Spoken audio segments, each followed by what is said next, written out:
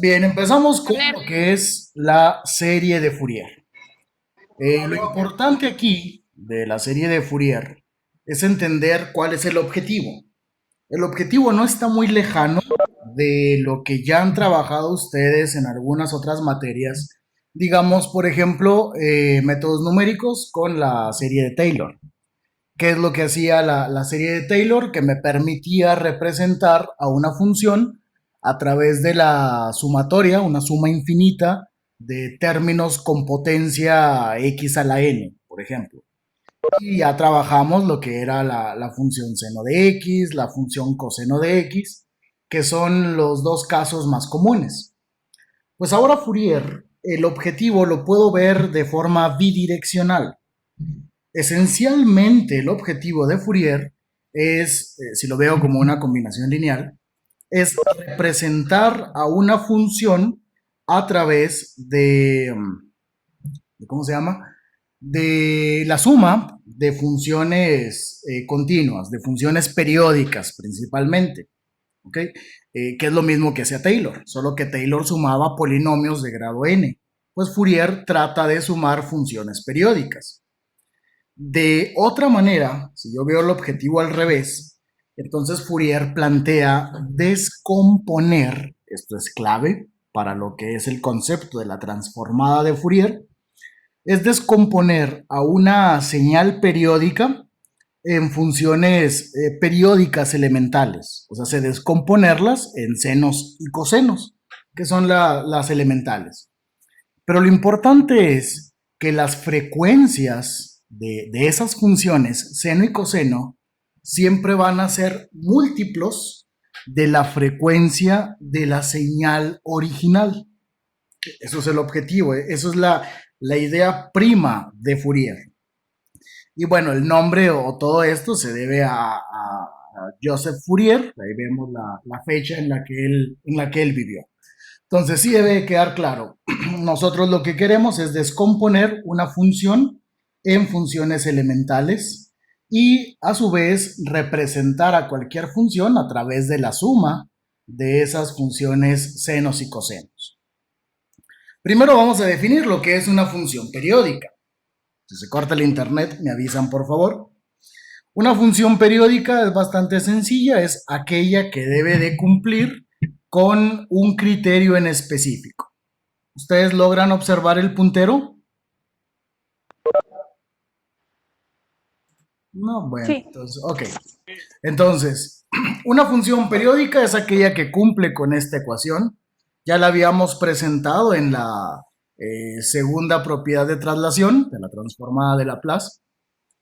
Lo que dice esa expresión es que si una función es periódica, entonces la traslación, ya sea a la izquierda o a la derecha, dependiendo del signo, de múltiplos de su periodo, n es un número, bueno, aquí n tendría que haber sido un número entero, ahorita lo corrijo, tiene que dar igual. O sea, tengo aquí la gráfica de la función seno de x.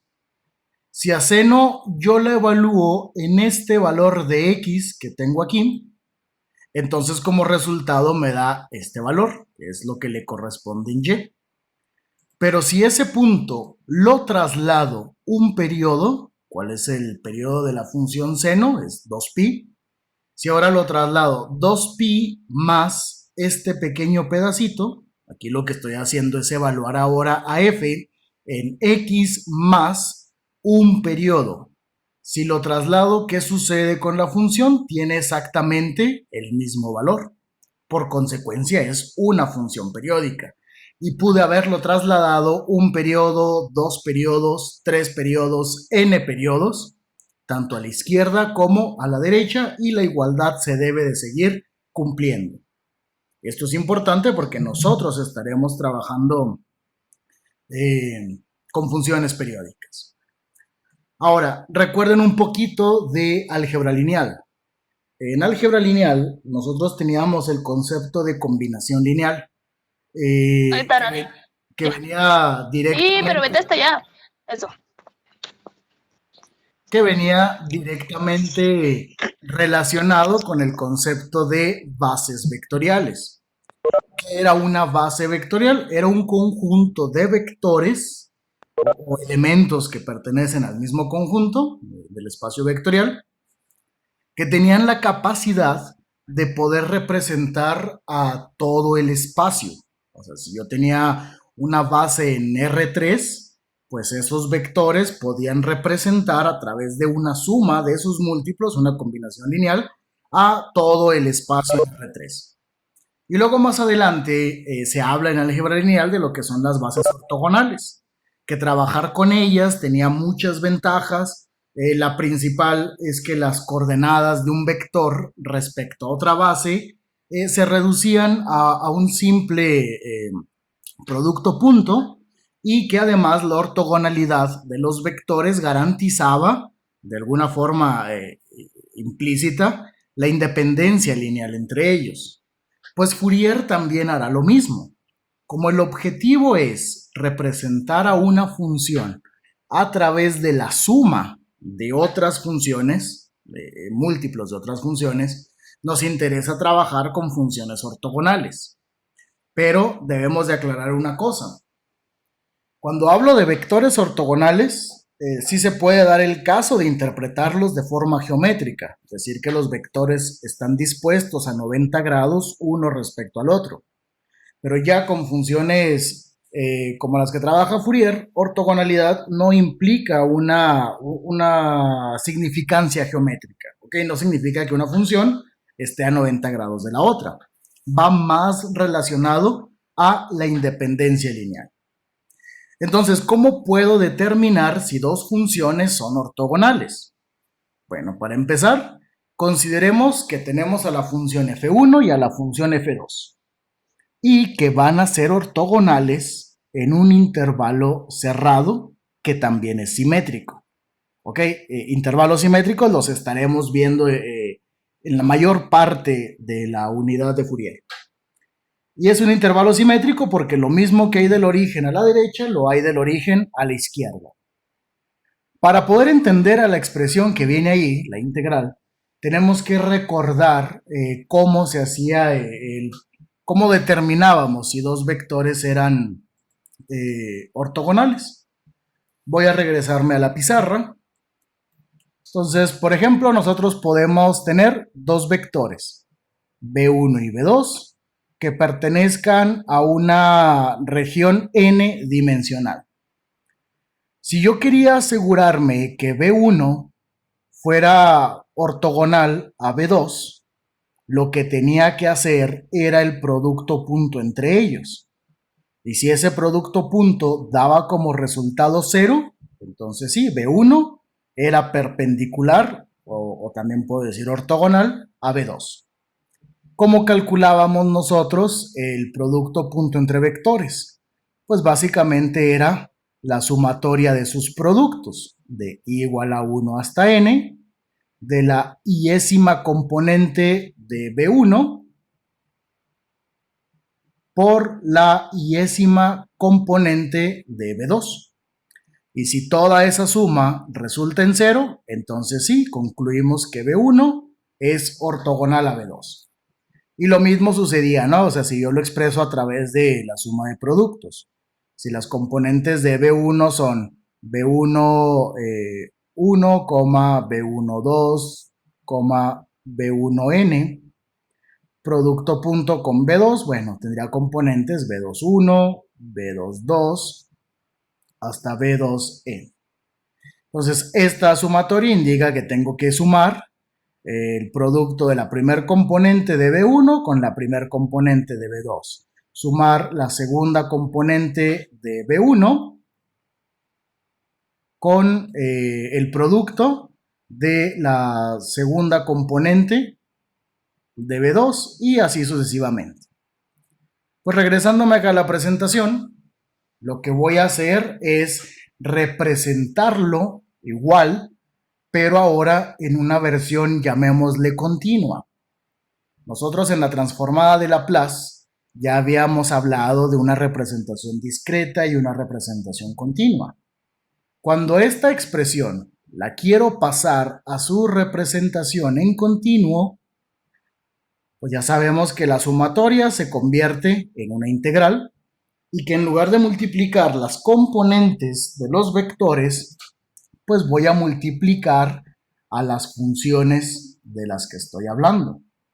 Como ambas funciones están en términos de x, integraré respecto a x. Y el intervalo de integración será el intervalo de menos a hasta a. Esto es precisamente a lo que se refiere. Se representan de la misma forma, es el operador punto, pero si ahora esa integral resulta en cero, podemos asegurar que f1 es ortogonal a f2. Entiéndase para fines prácticos, f1 es independiente de f2. Hay independencia lineal entre los dos términos. No significa que f1 y f2 tengan que ser ortogonales en cualquier otro intervalo. A lo mejor si yo modifico el intervalo de la integral, esta ya no resultaría en cero, pero sí podríamos estar seguros de que la ortogonalidad se cumple para el intervalo de menos a hasta a. Y con ello podrían representar la suma de f1 y f2 a otra función también definida en el intervalo de menos a hasta a. Viene aquí un ejemplo. Dice, vamos a determinar si dos funciones, la función seno y la función coseno, son ortogonales en el intervalo de menos pi hasta pi. Tengo que hacer entonces producto punto de f1 con f2, que no es otra cosa más que la integral, en este caso de menos pi a pi, porque es el intervalo de ortogonalidad que me están dando. ¿De quiénes? Del producto de f1, aquí está, por f2. Para integrar esto, bueno, puedo decir que u es coseno de x, su diferencial sería menos seno de x, diferencial de x. La integral está casi completa, solamente agrego el menos 1 afuera, el menos 1 adentro, y la integral de esto sería coseno cuadrado de x sobre 2. Y eso lo voy a evaluar en el intervalo de menos pi a pi. Bueno, ¿qué pasa en el límite superior? Tendríamos menos coseno cuadrado de pi sobre 2, menos, por este menos que tengo aquí, se hace más, me quedaría coseno cuadrado de menos pi. Bueno, a lo mejor eso lo tengo que hacer acá. Estamos haciendo la evaluación. O sea, ya teníamos que la integral nos quedaba menos coseno cuadrado de x sobre 2, evaluado de menos pi hasta pi. Y vamos a hacer la sustitución. Esto sería el menos. Límite superior tendríamos coseno cuadrado de pi, porque la x se reemplaza por pi, sobre 2. Menos límite inferior, coseno cuadrado de menos pi sobre 2. Pero coseno, ya se había mencionado por ahí, que es una función que tiene simetría par. Y las funciones con simetría par cumplen la condición de que f de u es igual a f de menos u. O sea, así que esto significa que coseno de menos pi es exactamente lo mismo que coseno de pi. Entonces, esto lo puedo reescribir como menos coseno cuadrado de pi sobre 2 menos, este menos de aquí, y por simetría de la función coseno me queda esto. ¿Qué pasa con los términos? Son iguales, entonces su integral resulta 0. Regresándome acá, esto concluye que seno y coseno son ortogonales entre sí en el intervalo de menos pi hasta pi. De ahí en más no hay otra cosa, todos los ejercicios de verificar ortogonalidad son exactamente iguales, salvo la integral que vaya a resultar. Pero bueno, Fourier tiene como objetivo que la suma de funciones se haga, o que la sumatoria, mejor dicho, se realice con términos infinitos. sea una sumatoria infinita. Entonces, no nos vamos a limitar a tener solamente dos funciones que sean ortogonales. Nosotros queremos infinitas funciones que todas sean ortogonales unas con otras. A eso le vamos a llamar conjunto ortogonal.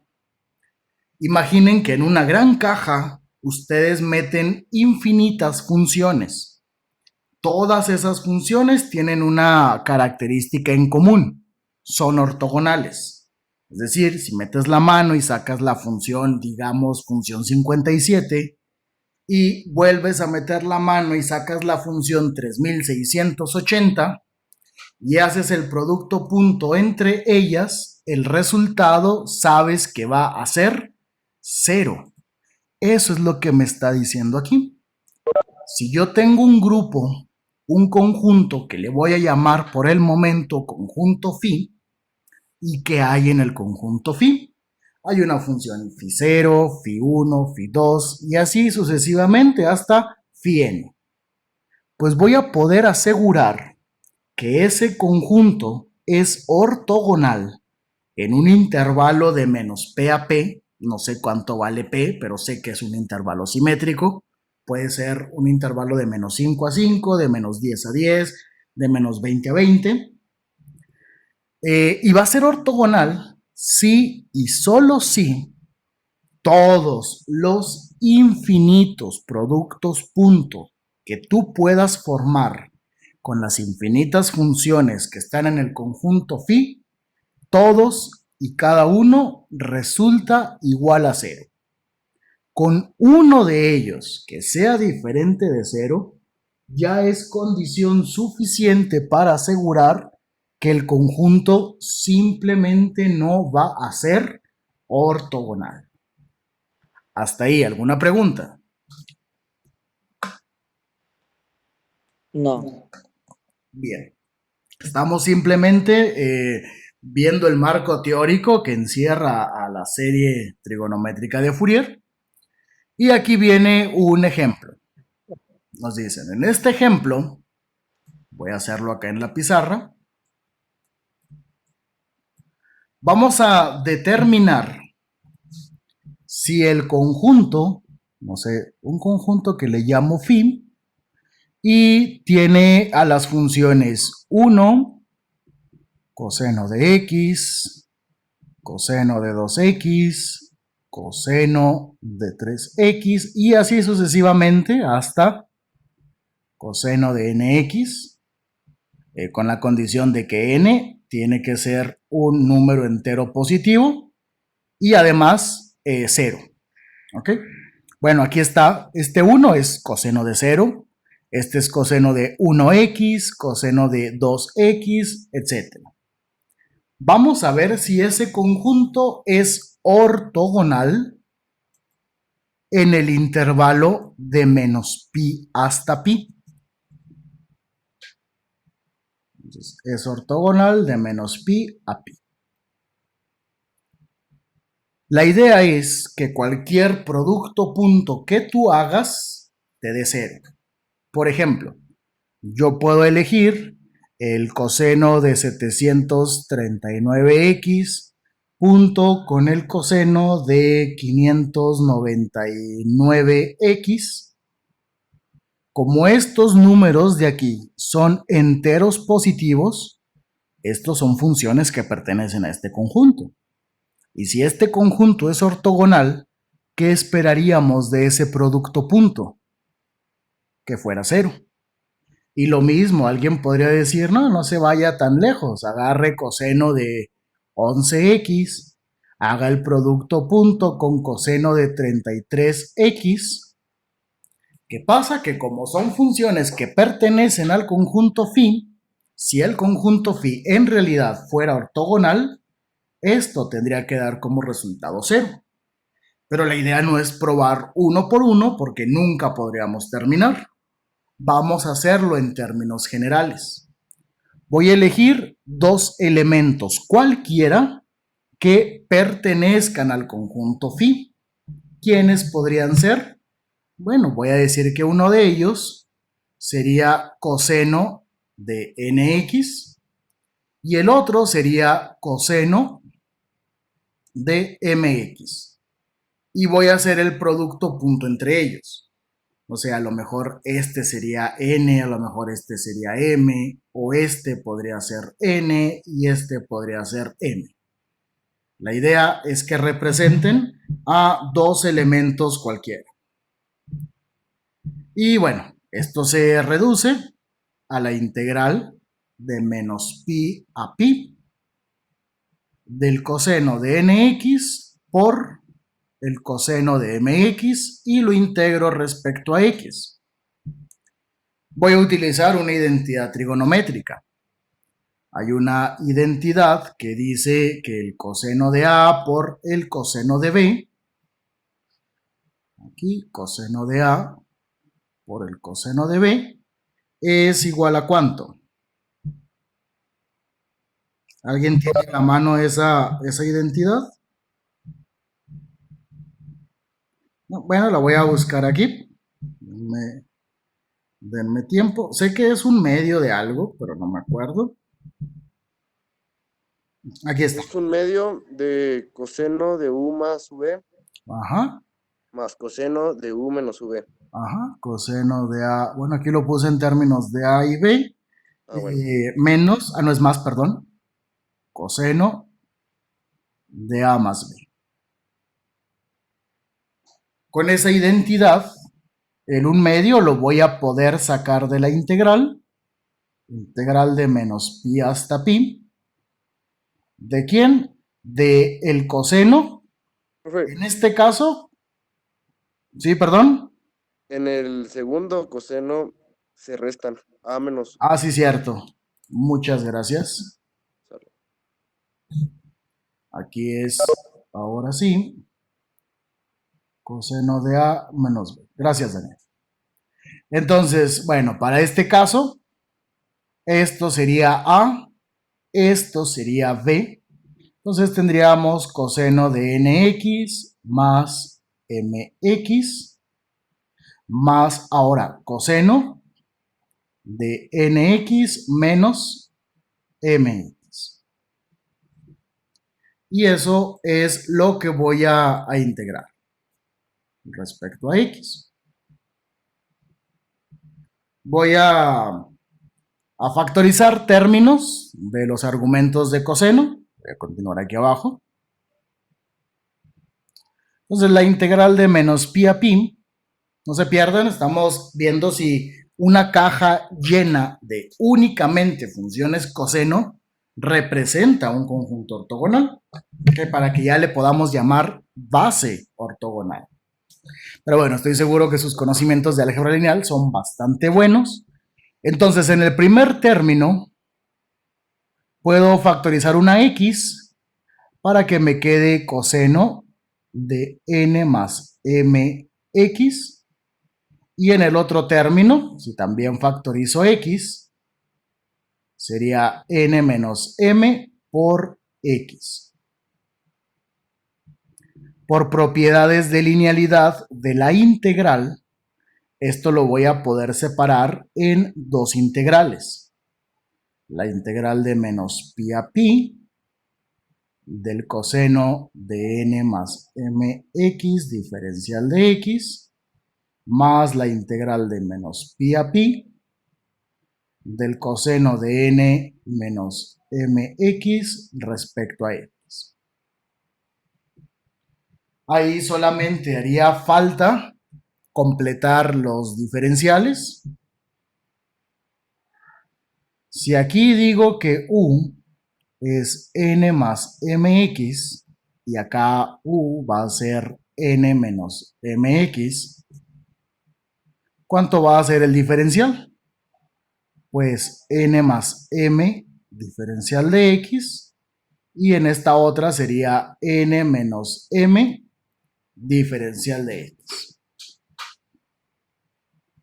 Y entonces me quedaría un medio. Voy a agregar esto adentro, agrego su recíproco afuera, entonces aquí tendríamos 1 entre n más m y la integral del coseno, seno de n más mx, que voy a evaluar de menos pi hasta pi. Y en la otra integral, completo el diferencial agregando afuera 1 entre n menos m. Integral de coseno es seno de n menos mx, que también voy a evaluar desde menos pi hasta pi. Bien, usamos identidad trigonométrica, separamos en dos integrales, integramos y listo. Ahora hay que evaluar. En la evaluación, voy a evaluar cada uno de estos términos. Voy a sacar 1 entre n más m, porque no lo afecta la evaluación. Y en el límite superior voy a tener seno de n más m por pi, menos. Ahora sería el límite inferior. Esto sería seno de n más m por menos pi. Y esto pues se está multiplicando por 1 entre n más m. Y en el segundo término voy a sacar 1 entre n menos m, que va a multiplicar a seno de n menos m, pero en lugar de x pongo pi, menos límite inferior, seno de n menos m por menos pi. Y todo esto, bueno, queda multiplicado por un medio de afuera. Aunque se ve una integral bastante extensa, es muy fácil evaluarla. Para ello vamos a considerar qué pasa con la función seno en múltiplos enteros de pi. Es decir, si n vale 1, tengo seno de pi. ¿Ok? Esto es, ¿cuánto vale seno de pi? 0. Para n igual a 1. O sea, aquí hay un 1. Ahora, si n vale 2, tendríamos seno de 2pi. ¿Cuánto vale seno de 2pi? También vale 0. Seno de 3pi también es 0. Y creo que se entiende que la función seno va a valer 0 siempre que su argumento sea un múltiplo entero de pi. 5pi, 6pi, 7pi o incluso menos 8pi, menos 9pi, porque la función seno es precisamente donde tiene todos sus cruces por el eje horizontal. Si esto es mi triste versión de la función seno, más o menos así, pues bueno, aquí sería seno de 0, aquí sería seno de pi, seno de 2pi, etc. Acá sería seno de menos pi, seno de menos 2pi, etc. Y además, n y m, o sea, siempre que yo sume dos números enteros, el resultado seguirá siendo otro número entero. Entonces, n más m también pertenece a los enteros. Y si yo resto dos números enteros, como n y m, pues la resta también pertenece a los números enteros. Entonces resulta que esto de aquí es un múltiplo entero de pi, vale 0. Esto de aquí es un múltiplo entero negativo de pi, también vale 0. Esto vale 0 porque es también un múltiplo entero de pi y acá también. Y entonces resulta que finalmente el producto punto que estuvimos realizando resulta en 0. Pero todo ese producto punto debe de entenderse que es bajo la consideración de que n sea diferente de m. Porque si n fuera igual a m, el producto punto del coseno de nx por el coseno de nx resulta en el cuadrado de la magnitud o de la norma de dicha función. ¿Ok? Entonces, lo estamos acotando solamente al caso en el que n y m son diferentes. ¿Preguntas? No, ninguna. Ok.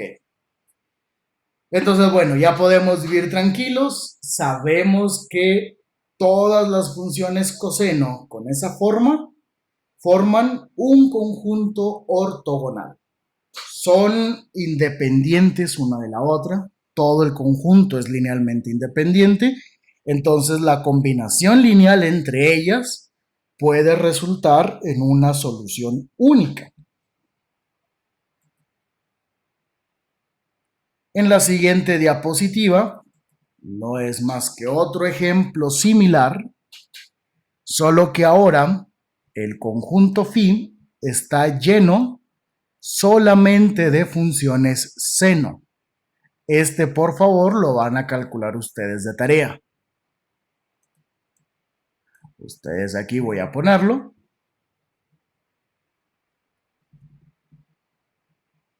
Tendrían como tarea demostrar que el conjunto phi con a seno de nx es ortogonal en el intervalo de menos pi a pi. A es simplemente una constante, es la amplitud de cada una de las funciones que voy a poner ahí. Entonces, así que no se preocupen, A simplemente es un número real cualquiera. Viene ahí un proceso de bueno, ni tan detallado, pero igual llegamos al planteamiento de una identidad trigonométrica. Seno de A por seno de B se separa en esta identidad y ya se evalúa y da como resultado 0. Como ejercicio de práctica, háganlo ustedes. Entonces, bueno, hasta ahí tenemos lo que es la teoría básica o la teoría mínima para poder entender a Fourier. Fourier, recuerden, lo que quiere hacer es que cualquier función se pueda representar a través de la suma infinita, n igual a 0 hasta infinito, de múltiplos de ciertas funciones. O sea, esto quiere decir que habría una función con un coeficiente 0 y luego le sumo el múltiplo de otra función y le sumo el múltiplo de otra función y así sucesivamente hasta tener infinitos coeficientes. Eso es lo que quiere hacer Fourier. Vimos todo la teoría de los conjuntos ortogonales porque necesito que los ingredientes de la serie de Fourier o los ingredientes con los que voy a representar a g de x sean linealmente independientes. Es decir, que f0 no dependa de f1, ni de f2, ni de fn. Lo mismo para f1, que no dependa de ninguna de las otras. Y es básicamente lo mismo que ya han visto ustedes en álgebra lineal.